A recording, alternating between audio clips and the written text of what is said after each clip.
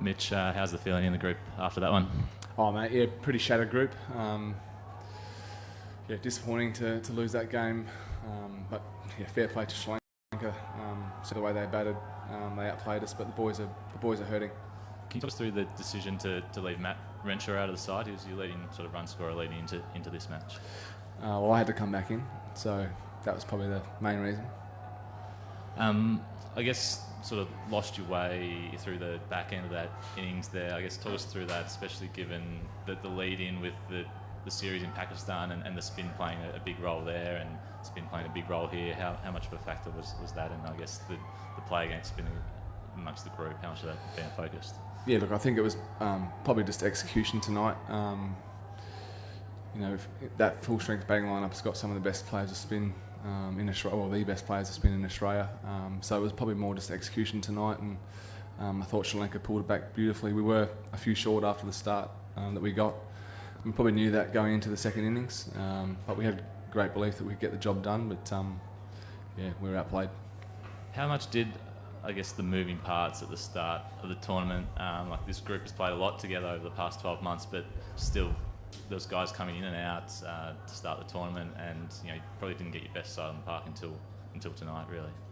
Yeah, look, I think if you look back over the last 2 years in the white ball squads, we've had moving parts every tour, every game, so that's something that you sort of force into at times. But yeah, we were just outplayed tonight, and yeah, disappointed.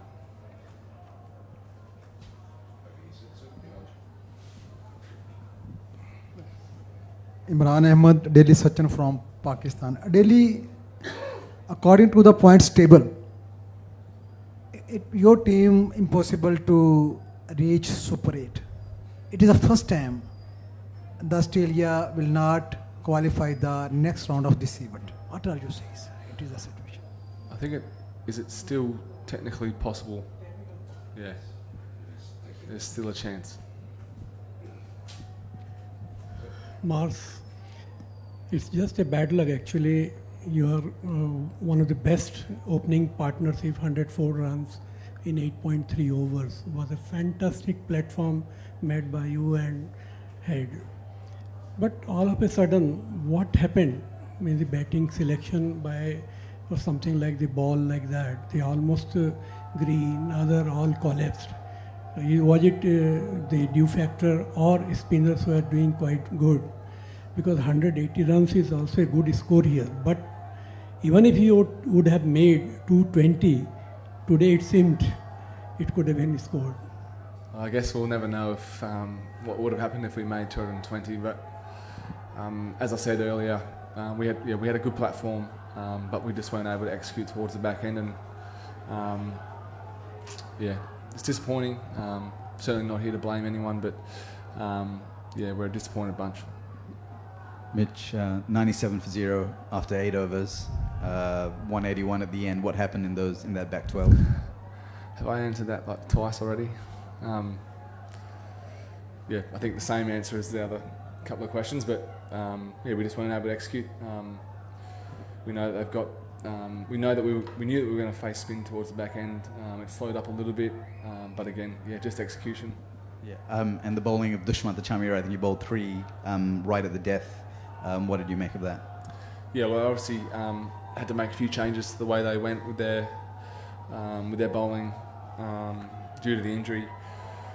But yeah, fair play. I thought he bowled really well towards the back end. Yeah, and took wickets, and I think there's a period where he maybe scored 5 runs in 8 balls or something. And yeah, it was fair play. Mitch.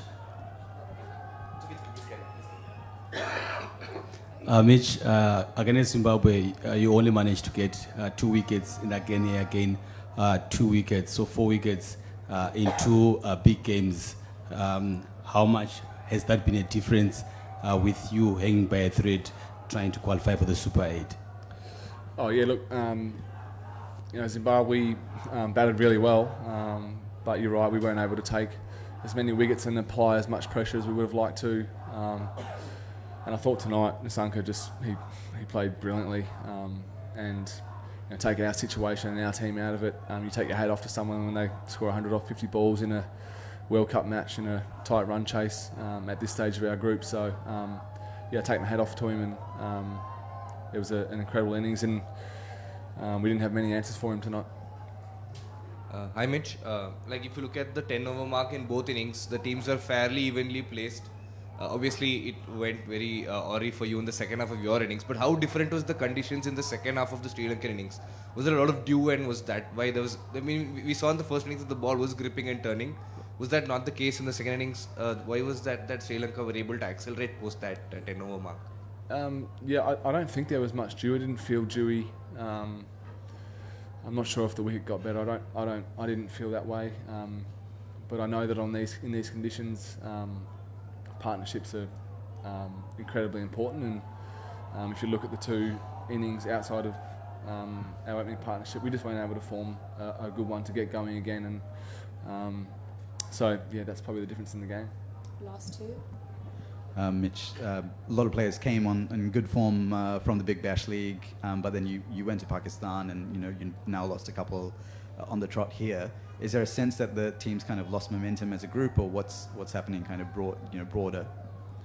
Yeah, look, it's a question. I guess Pakistan was a fairly different group to what we had here. We understood that going into it. There were some guys that couldn't be there due to injury and coming back. So, we accepted that going to Pakistan.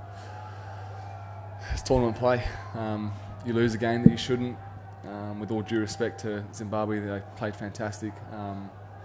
And you're under the pressure, and tonight we were outplayed. So that's the position we find ourselves in. Mitch, how is the injury? It looked like you landed awkwardly there trying to stop a ball. Yeah, probably didn't need to. I did need to dive, but I was a little bit sore, but I'm absolutely fine, and I'll be sweet. How hard is it how much does it upset your plans, when it looked like, especially in the last game, Zimbabwe blunted the effectiveness of your two senior bowlers in Alice and Zampa, and then they kind of did the same again tonight.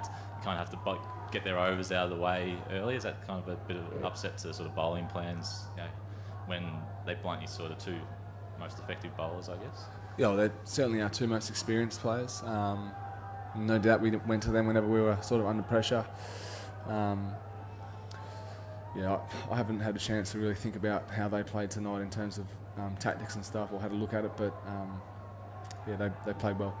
And do you watch the Ireland game tomorrow, the Ireland-Zimbabwe game, as a group, or do you sort of just go separate ways? I dare say that we'll all be watching it. Whether or not it's together or not, we'll wait and see, but what do you say, the luck of the Irish, eh? Honestly, how much you feel that you will be qualified for Super 8? Your